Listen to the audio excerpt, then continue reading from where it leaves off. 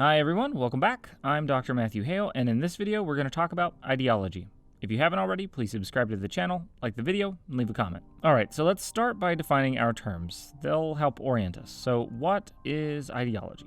It's a simple question for which there really isn't a simple answer. The term ideology was most likely coined by a French Enlightenment philosopher named Antoine Louis-Claude Destutt. From my admittedly very cursory research, it seems that Destutt only had two facial expressions, the first being the face that white people make as they pass each other in the grocery store, and then the second is the overconfident look of a baby goat. Now, Destutt coined the term ideology to describe the study of ideas, and here he was taking influence from, either directly or indirectly, and working alongside thinkers like G.B. Vico, John Locke, David Hume, Immanuel Kant, and others. The term ideology means a lot of different things to a lot of different thinkers working from a variety of perspectives. My goal here isn't to reduce all of that complex history down to nothingness, but some level of reduction is necessary because this is like a 10-minute video, right? So here we go. In his 1991 book entitled Ideology, An Introduction, literary theorist Terry Eagleton offers up at least 16 different ways in which ideology has historically been utilized as a concept. Let me mention just a few of those. Ideology could be understood as the process of production of meanings, signs, and values in social life. A body of ideas characteristic of a particular social group or class. It could be understood as an action-oriented set of beliefs, false ideas which help to legitimate a dominant political power, or the medium in which conscious social actors make sense of their world. Just so we can get a handle on the topic, let's say that ideology is a system of ideas and ideals. When I say ideas, I mean it's a way of thinking or acting in the world. When I say ideals, I'm talking about lofty sorts of things. Values, principles, doctrines. Think of it as an aspirational model, or better yet, it's a people's projected image of how society and daily life ought to be organized. If you're interested in learning about ideology, you don't have to do it alone. I'd suggest you check out, and this is a very incomplete list of scholars, and it's totally reflecting my own training and disciplinary biases, but here goes. I'd check out people like Daniel Bell, Mikhail Bakhtin, Bell Hooks, Max Horkheimer, Judith Butler, Althusser, Zizek, Herbert Marcuse, Timothy Morton, Stuart Hall, Angela Davis, Noam Chomsky, Roland Barthes, Theodore Adorno, Mark Fisher, Pierre Bourdieu, and so on. They and others have written about ideology, power, social structure, cultural institutions, race, gender, class, the environment, and expressive culture. It's well worth your time to check all of these and other folks out. I think for a lot of people, when they hear the word or think about ideology, what most likely comes to mind, and especially in the context of contemporary American society, is political ideology. Then of course there are religious ideologies, ethical ideologies, ideologies about class, and so on.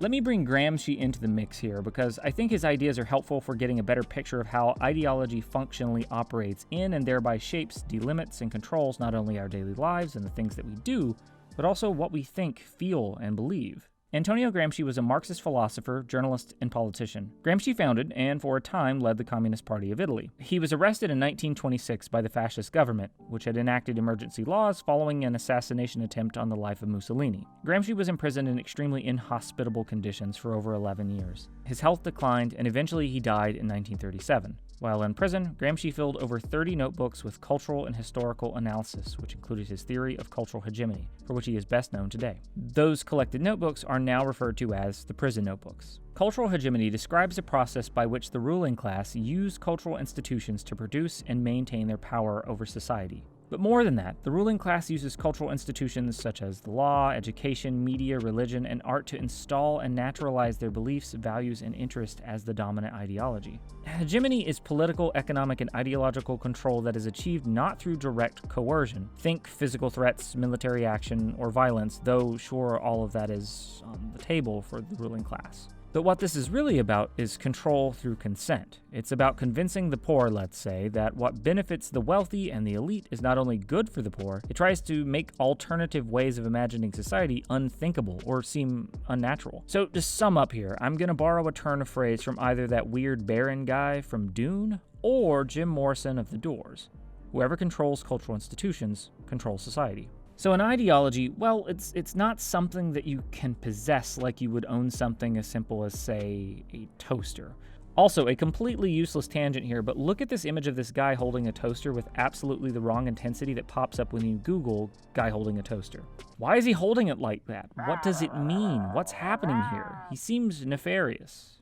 Anyway, I wouldn't say that one owns or possesses an ideology. I don't think that's exactly the right word for what we're talking about here. Instead, ideologies are continuously enacted, adhered to, reproduced. Sometimes we actively resist them on an individual level, but it really takes a collective in order to make any sort of meaningful change. And when people start questioning or resisting an ideology, particularly the dominant ideology, those in power who built and benefit from that power structure need to justify and reinforce the ideology of the dominant perspective. And most of the time when they do this kind of work, they paint any and all opposing ideologies as something morally wrong or evil or unnatural.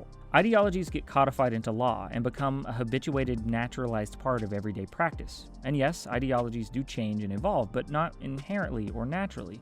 They exist through and are the result of collective social action, so that's what changes them. What oftentimes makes ideologies, particularly the dominant ones, so hard to talk about is that they're like cultural or social operating systems. And just like an operating system on your phone or your computer, the point is that we're not supposed to actively think about or question them. They work because they work, or at least that's what we're told. Developing cultural and political consciousness is not as simple as noticing the little arrow in the FedEx logo, and then finding out that you're never actually able to unsee it. No, these systems are a lot more complicated, and they are designed to naturalize themselves, to obfuscate, and to sustain themselves and those who benefit from the system. We're programmed to think that society is the way it is because that's how society is. It's how it has to be. There's no natural or moral alternative, of course. You wake up, go to school, and learn how to become a productive member of society who follows rules, doesn't question anything, who grows up and works and desires and consumes media content and goods and services. You keep the system going. You're a cog in a capitalistic machine who is told that if you keep working hard, you're going to receive your rewards of being an even better positioned cog in the machine. This message is reflected and refracted through all of those cultural institutions that surround, educate, regulate, or punish our behaviors, that entertain us, and so on. If you haven't seen John Carpenter's 1998 film They Live, or Lana Wachowski or Lily Wachowski's sci-fi epic The Matrix, I'd recommend you check those out. They're great films, worth your time, and I think they give the viewer something to think about in terms of ideology.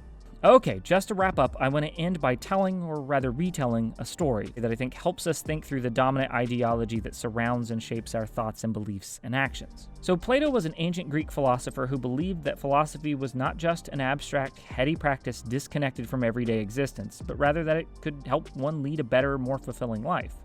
One of Plato's most powerful and well-known stories, what is now referred to as the Allegory of the Cave, appears in his masterpiece, Republic. The allegory explores the differences between belief and knowledge and begs the question, how do we know what we know?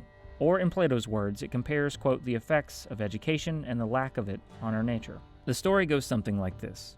Hi, it's me, Plato. You can tell it's me because of my distinct voice and totally accurate ancient Greek accent. Inside a cave lived a group of prisoners who had spent their entire lives chained together and bound to a wall-like structure. They've never left the cave, and so they don't know anything about the outside world.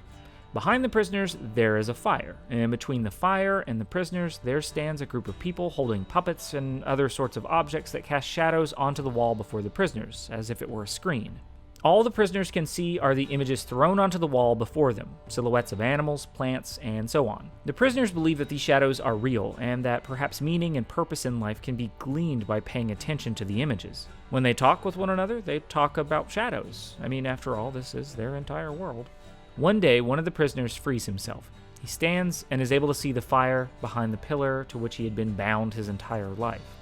And suddenly, he realizes that the shadows aren't real, they're just shadows. The prisoner escapes the cave, whereupon he discovers an entirely new world filled with daylight, living creatures, and plants.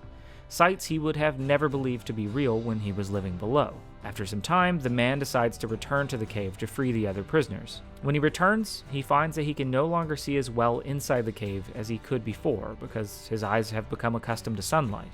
The prisoners that remained behind, bound in the cave observing shadows, believe that the man is now blind, and that if they step outside, they too will be harmed. The end. Life is terrible. Okay, hopefully that was helpful in some way. Maybe you'll think about the ideologies, particularly those dominant ones that surround you nearly every conscious moment of your existence, and hopefully you'll start to question them, or better still, you might critique them or change those that are unjust through collective action. You have to start by doing the very difficult work of stepping outside of them. Once again, thanks for watching. Please subscribe if you haven't, like the video, leave a comment, and take care. Bye. The prisoners believe that these shadows are real, and that perhaps meaning and purpose in life can be gleaned by paying attention.